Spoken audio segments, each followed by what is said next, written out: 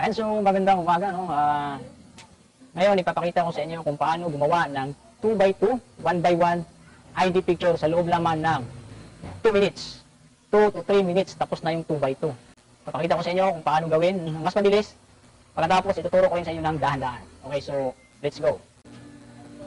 So ayan, kung inyong makikita, ang picture na ito ay hindi pang ID. Pero gagawa natin ang paraan para magiging 2x2 ID picture ito sa loob lamang ng 2 minuto.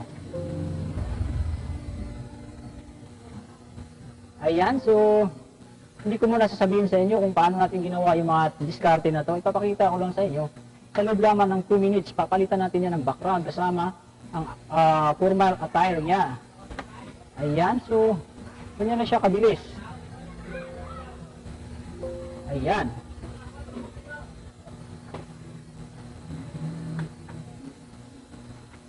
Yun.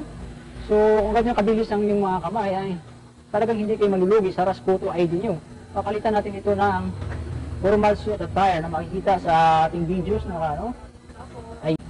So, ito na yung formal ID attire. So, hihilain natin papunta dito. Ilagay natin sa taas. Ayan. Kaya pera? Pera lang. So, kung saan yung balikat, doon yung ilalagay yung balikat ng dress natin na formal attire. Yan. Tapos putulin natin ito. Ayun. So, yung buhok, pangit tingnan, di ba? Pangit. So, bagay lang yan. I-ribbon natin yan. Tingnan nyo ang magiging result nito pagkatapos. Kailangan marunong ka tumingin ng ano, kailangan barbero ka din. Marunong ka magupit. Kasi kung hindi ka barbero, hindi ka marunong magupit, walang mangyayari sa iyo. Okay.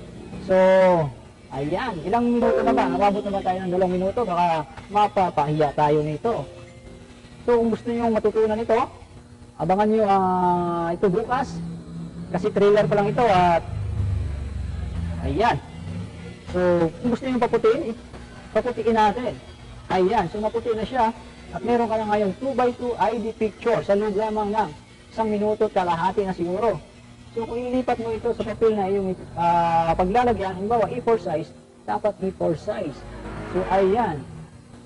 So, kung package natin ay 4 na 2x2 at 8 1x1, ay, ayan, may 4 yan ha. Tapos gagawin natin 2x2. Hindi mo kailangan i-save ito.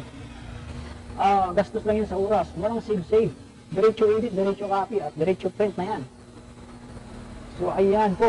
Kung gusto mo matutunan, panoorin mo ang full video nito. Ayan. So, tapos na tayo, no? Napakadali lang. So, panoorin nyo ito bukas.